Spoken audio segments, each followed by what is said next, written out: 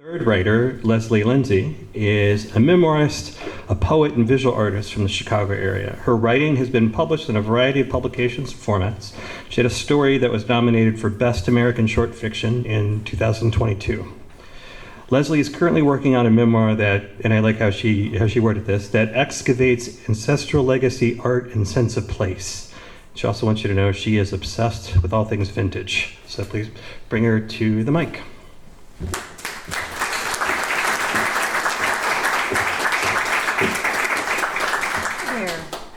Thank you so much for having me. It's really a pleasure. What do you need to know about this? This is an excerpt from the book that I'm calling This Is Where We Live. And it takes place in 1937 in April. And it is based on a true story. And it's my great-grandmother. So my great-grandmother was Cora Bell. And you'll hear her, this is a lot about her. So she's part of my obsession, of course. So anyway, can you hear me okay? Okay, all right. The trees were pink when he didn't come home from work. The sky a bruise. A stillness hung in the air. The children scampered swift as cats, heels ringed with dirt, suckling honey blossoms. This must be the time of year when baby birds fail. They're everywhere, matted on sidewalks, in a gelatinous pool, feathers and beaks, an inky eye, a mangled foot. A man approached the house, and with him he carried papers and a briefcase. "Sir?" Cora tipped her head. She noticed his shiny shoes, his coal-black hair. "From the railroad," he told her. "What's wrong?" "You need to get to the hospital." "Now?" She held a broom in her hand. "I have 6 children and hundreds of dead birds." "Yes, now." She could see in his face he was holding a secret. A man no more than 20. His hands, capable and rimmed in grease, trembled. "There's been an accident." "David?" He lowered his chin. She cocked her hip. "You live around here?" "Yes, ma'am. Mount Vernon Street, same as you." She nodded, but she couldn't place him. "Don't take the children," he told her. "They won't be let in." "It's too far. I don't drive." "I'll take you." He had a Model A Ford truck rumbling on the street. "Harlan? Oscar?" Cora Bell hollered over her shoulder. "Watch the young'uns." And she grabbed her purse. The sun lowered orange and violet across the still lake at one of the parks with the word Grove in it. Oak Grove or Phelps Grove. 7 swans swam eerily, and purple irises, like tissue, swayed.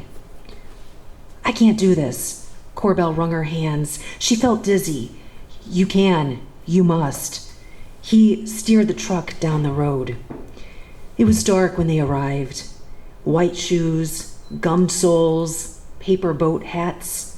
She felt ill. It was the smell. It was the pace. The clock mocked her. She saw metal carts and bowls, filled with what? She cannot fathom. In cahoots, the trains and the doctors. He led her into a corridor and nodded. "They'll help you." She placed her hand on her collarbone. "Mrs. David Hayden?" "Yes." "Come with me." She is invited down a corridor. "Your husband collapsed at work." Metal clipboard flipping through. He's a laborer at the Frisco?" "Foreman," Cora Bell corrected. Says here he's a laborer." That's not right." Eyebrows raised. Cora Bell thought about the rum, about the spilled milk and the spoiled stuff at home and the no plumbing. What happened?" "Maybe a seizure. He lost consciousness." "When?" Papers rustled. He was brought in today at noon." "It's 8 in the evening." "Ma'am, let me see him." "You can't. He's my husband." Yes, but not now. The nurse held up her hand and she blocked her. Corabelle, strong and wiry, a moment of primal urge, bolted, and the nurse called her for assistance, and someone wrapped an arm around her waist, and Corabelle flailed. She fell. She tasted blood. Her fingers came away slick. She got up. She smoothed her skirt, and she wobbled along the tiled hallway to the room lined with metal beds. She retracted when she saw a crisp sheet, a dome of a body, and from her nose, blood dripped onto his face, landing in the cleft of his chin like a pool. And the nurse was there now, checking her watch, writing something down. It was the Frisco. They killed him. She wiped her nose on her bare arm and she left a trail of rusty blood. No. The nurse shook her head. What then? Brain abscess. Whatever is that? Did he complain of headaches? Huh, who doesn't? Stiff neck? Yes, they work him too hard. Tooth problems? Huh, we don't have a pot to piss in. No water, no toothbrush, so yes. Well, he's been treated by Dr. Williams since March. March? Yes, ma'am. I've been caring for him. Me! And also Dr. Williams. When? How? Sometimes men don't want to worry their wives. Oh, he always worries me. I'm so sorry for your loss, Mrs. Hayden. A bill will be sent to you. How am I going to pay that? I don't know, ma'am. Huh, I'll call the Frisco. No, it's not work-related. They won't help you. Corabelle walked home alone. She'd heard rumors of men who could split a house with one look. He gave her that look. He divided that house. He built another. Did she hear his brain exploding? A pop, suck, pop? Huh, she did. It sounded like the faucet being turned on. Alone in bed, they do not make the sounds. Her man is dead. They will never make the sounds again. In the morning, the new neighbor woman says, he was old. What did you see in that old man anyway? Oh, the gall of her. He had a family before me, you know. Yes, I know. Well, the woman said, that family is me. What? I'm his daughter. No, you're not. I am. He was my old man. But are you Mabel? Daddy was almost 61. And what was he doing taking up with you anyway? You're not so young, yourself. Huh. Well, I'm his wife. No, my mother is. Not anymore. You're wrong. Divorces cost money. You don't know what you're talking about. And for a moment, Corabelle wanted to run inside and find her marriage license under the floorboards in the bathroom. Had she ever seen proof of a divorce? She never thought to ask. The neighbor woman clamped her mouth shut, and she shrugged, and she turned away. Her dress was the color of yolk. What remained of the house, or the walls of the house on Hovey, were bowed, jagged fragments. How would Corabelle tell the children that their father was dead? That the neighbor woman was their sister? She said, "Children, come here." They dropped their toys. "You see," she began, "there used to be a glass globe that drifted above our heads. Sometimes it shined brightly, and other times less so. You'd go to school, you'd forget about the glass globe. You'd come back. Sometimes the globe shined brightly, and other times it was dim. The globe cracked. It was his head. Things spilled out. Those earaches, that stiff neck. At first, we didn't worry. But yesterday, at work, there was a brilliant crash of glass. Did you feel it? Did you feel it at school? Did the lights flicker? Well, that was your father rising to heaven." The children thought this was peculiar. Their mother was not right in the head. Perhaps if they looked around the house, they'd find shards of glass and see that a hurricane lamp burst, and that their father was just fine in the other room. But there was a weepy dirge of tears, and their mother's hum became a song below the roof, flowing through the walls like a ghost. How will they eat? Who will work? They left shattered glass on the floor, shards speaking in the moonlight, and now no one will touch it until morning. Maybe they'll sell it. Maybe they'll sell those glass remains of their father. They clung together. 3 little girls, 1 bed. 3 brothers, 2 beds. 1 old enough to work, and only 1 in school. There was nothing in the bank. It was a problem of epic proportions, a mother problem, the mother of all problems, the story of glass globes nonsensical except now they existed in fragments. In the morning, pink sun flooded the crabapple blossoms.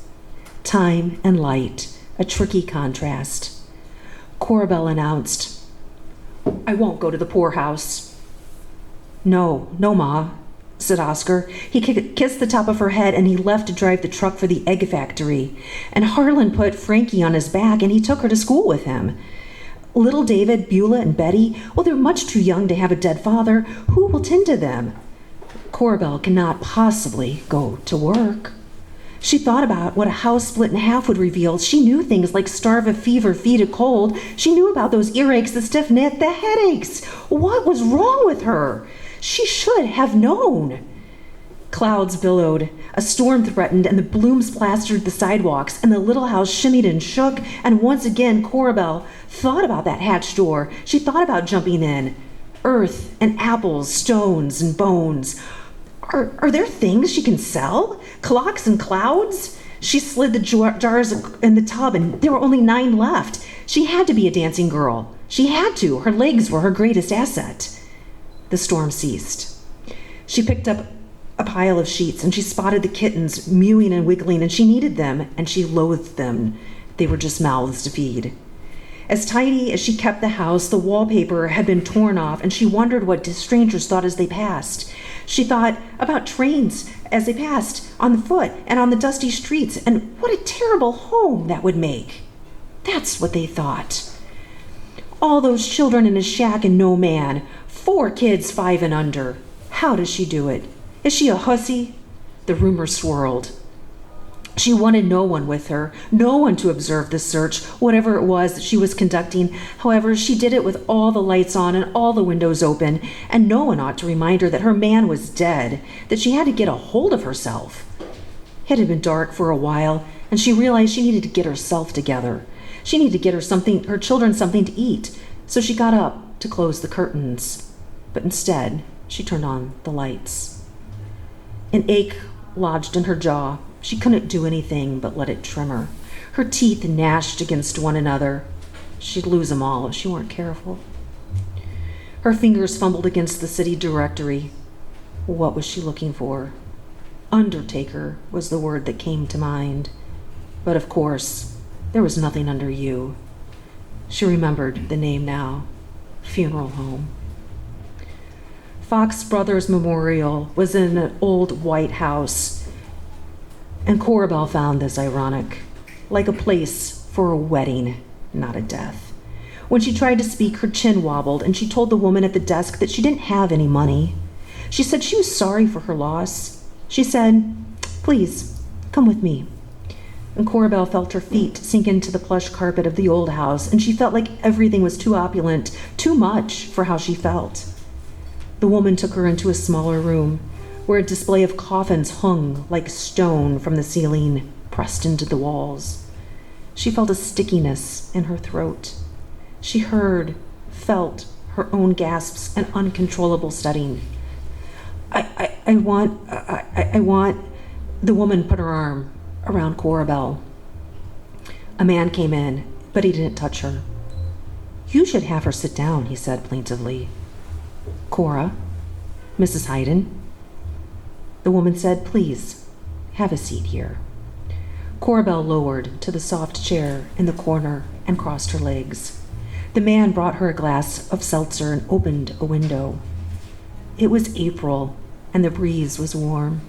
The robin sounded happy. She was angry at that. "You're looking for an economical funeral," the man said.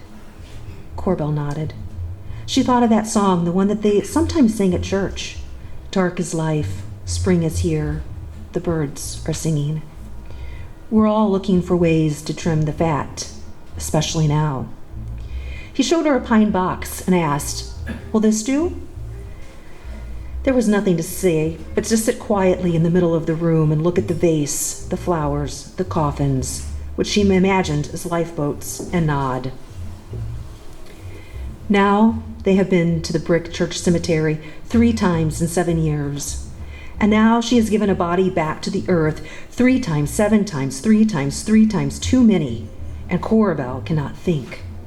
Is thinking about 3 and 7 and 7 and 3 and the children that are not yet 3 or 7 or 21, which is the product of those numbers, a product of she and David, too much thinking?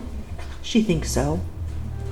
Corbell thinks no baby conceived in marriage is meant to stick, which of course is not true because she has 4 living children from her marriage. Still, she can't help but think about this now, that the baby before Frances and then Bobby and now her husband, all dead. She feels a sinking in her chest when she walks by the spot where they put the baby, a string tugging her, and all she can see is the moon, but really, it's the sun. A mother never forgets. The people of David are there, his dead parents and her mother's dead parents, Smith and Hayden and Sexton, and that girl in that yolk-colored dress, Mabel.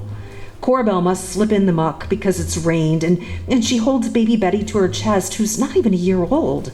And Oscar is holding David and Beulah, one in each arm. And Oscar's young wife is holding Frankie's hand to keep her from running because that's what 5-year-olds want to do at funerals, but is so inappropriate. The sun is high, everything smells sweet, yet a dense blanket of malaise covers everything. Corbell says, "Thank you so much." She says, "It was God's will." She says, "I will get by." She wants to cry out in anguish. She wants to shake her hands to the heavens. She wants to fall to her knees in weeping prayer. She wants. Dark is life. Spring is here. The birds are singing. Thank you.